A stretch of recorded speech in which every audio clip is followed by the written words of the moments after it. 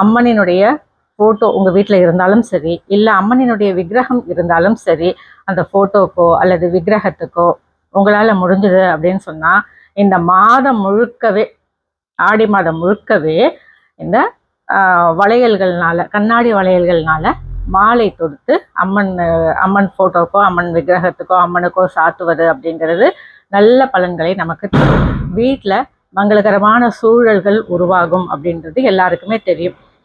வருடம் முழுக்க நம்மளால் போட முடியல வளையல் மாலை அப்படின்னு சொன்னாலும் சரி, நாமளே கூட இந்த வருடம் முழுக்க நம்மளால் கண்ணாடி வளையல்கள் போட்டுக்க முடியல அப்படின்னாலும் சரி, இந்த ஆடி மாதத்திலேயாவது நாம் கண்ணாடி வளையல்கள் அப்படிங்கிறத கை நிறைய ஒரு எந்தபட்சம் ஒரு 5-6 வளையலாவது போடணும் அப்படின்றது பெரியவங்க நமக்கு சொன்ன ஒரு விஷயம்.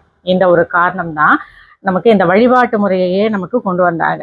பெரும்பாலும் அந்த காலத்துலலாம் பெண்கள் கை நிறைய வளையல் அப்படின்றத போடுவாங்க.